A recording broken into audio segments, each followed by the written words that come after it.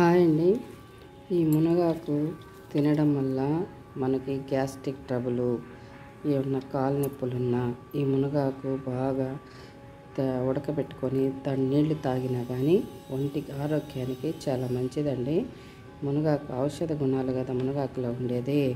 ఈ మునగాకుని తాళింపు చేసుకొని తింటారు కదా, మామూలుగా పొడి చేసుకొని నీళ్ళల్లో కలుపుకొని కూడా తాగుతారండి ఈ మునగాకుని. అంటే మునక్కాయలు కూడా కొన్నిటికి సంబంధించినవి అని చెప్తారండి. మునగాకు కానీ మునక్కాయలు కానీ పొళ్ళకాయలు కానీ కొన్నిటికి సంబంధించినవి చెప్తారు. అంటే కేతువుకి సంబంధించినవి అని చెప్తారండి ఈ మునగాకు పొట్లకాయలు వీటిని. చాలామందికి వాళ్ళ ఇళ్ళల్లో చెప్తున్నానండి.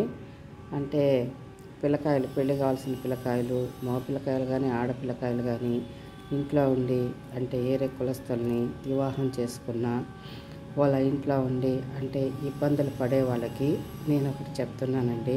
ఆ ఇంట్లో ఏమన్నా ప్రాబ్లమ్స్ ఉంటే చెప్తున్నాను.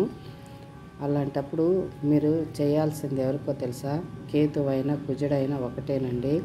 కుజుడికి ఎంత ఉందో కేతువు కూడా అంతే ఉంటుంది. కాకపోతే కుజుడు వచ్చి కొన్నిటిని ఇస్తాడు, కేతువు వచ్చి జ్ఞానాన్ని ఇస్తాడు, కొన్నిటిని కూడా మళ్ళీ ఇబ్బందులు పెడతాడు, ఆరోగ్య ఇబ్బందులు ఉంటాయి. కేతువు కూడా అంతేనే, కుజుడు కూడా అంతేనండి. కొన్నిటిని ఒంట్లో వేడిని, శక్తిని ప్రసాదిస్తాడు, ఆరోగ్యంలో దెబ్బ ఉంటుంది, అన్నిట్లో ఉంటాయి. కానీ వాళ్ళకి విపరీతమైన ధైర్యాన్ని ఇస్తాడు కుజుడు. కేతువు కూడా అంతే, అదే విధంగా ఇస్తాడు. కానీ పిల్లకాయలకి నేను చెప్తున్నానండి, భక్తి మార్గంలో ఏదైనా మీరు సాధించగలరని నేను చెప్తున్నాను. ఇప్పుడు ఎవరో ఎందుకండి, ఇప్పుడు శ్రావణ మాసం కదా, మహావిష్ణువుని తలుచుకుంటే లక్ష్మీదేవి అనుగ్రహం కూడా కలగద్దండి.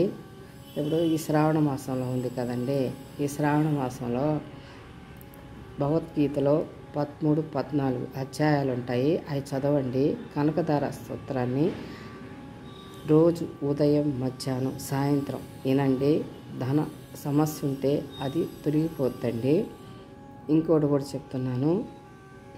శ్రీకృష్ణుడు సత్యభామ తన అహంకారంతో భక్తిని తన లొంగ తీసుకోవాలనుకుంటుంది. కానీ రుక్మిణీదేవి ఒక తులసి పత్రాన్ని పెట్టి తన భర్తను వశం చేసుకుంటుంది. అట్లాగా ఈ కుజుడు, కేతు అనేవాళ్ళు ఉంటే మనము తల్లిదండ్రులు కాదని వివాహాలు చేసుకుంటే ఉన్నంత వరకేనండి వాళ్ళతో సంబంధం ఎవరికైనా ఉంటుంది. ఒక పెళ్ళి కాదు, 3 పెళ్ళిళ్ళు, 4 పెళ్ళిళ్ళు కూడా జరగచ్చండి వాళ్ళకి.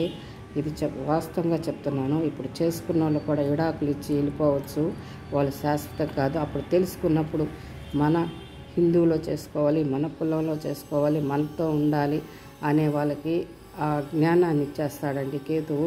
అతను వెళ్ళిపోయేటప్పుడు ఉన్నంత వరకు మాత్రం అతను వదిలిపెట్టాడు. అతను ఏ రోజైతే కేతువు వెళ్ళిపోతాడో అప్పుడు పూర్తి జ్ఞానాన్ని ఇచ్చి, ఇప్పుడు నా వాళ్ళు, నా బంధువులు అనే జ్ఞానాన్ని ఇచ్చేసి వెళ్ళిపోతాడు కేతు. వాస్తవం చెప్తున్నానండి, నేను ఉన్నది జరిగేది వాస్తవంగా చెప్తున్నాను. మీరు తెలుసుకుంటారని. మీకు అలాంటి బాధలు అనేది ఉంటే ఎక్కడైతే రాగి చెట్టు, పుట్ట, వేప చెట్టు ఉంటాయో అక్కడ మీరు బ్రహ్మముహూర్తంలో పోయి మీ పిల్లకాయలకి ఇబ్బందులు వచ్చినా, మీ పిల్లకాయలకి భార్యాభర్తల అనుబంధం లేకపోయినా, వాళ్ళిద్దరు ఇడిపోయే ఇది ఉన్నా కానీ ఎక్కడైతే వేప చెట్టు, రాగి చెట్టు, పుట్ట ఉంటుందో అక్కడ బ్రహ్మముహూర్తంలో పోయి పాలు పోసి రండి. మీకు అనేది నీ కూతురు ఈడ బంధం వదిలిన అల్లుడు నీ సక్రంగా లేకపోయినా ఆ పూజ చేస్తే వాళ్ళిద్దరు సంసారంలో బాగుంటారండి. వాస్తవం చెప్తున్నాను. ఇప్పుడు సత్యభామ అంటేదే భక్తిని వశం చేసుకోలేకపోతే భక్తి మార్గంలో పోయిన రుక్మిణీదేవి తన పూజతో చేసుకుందండి. ఇది హిందూ సనాతన ధర్మం అండి. చెప్తున్నాను. మీకు అలాంటి ప్రాబ్లమ్స్ ఉంటే ఖచ్చితంగా నెరవేర్చుకోండి.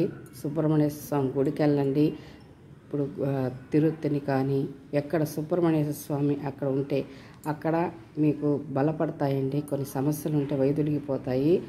తర్వాత ఈశ్వరుడికి ఏమైనా పిల్లకాయలకి వివాహాలు కానీ ఆలస్యం అవుతున్నా, ఏదన్నా అవుతున్నా కానీ శివలింగానికి పోయి పూజ చేయండి. తర్వాత అమ్మవారి దగ్గర పూజ చేయించండి.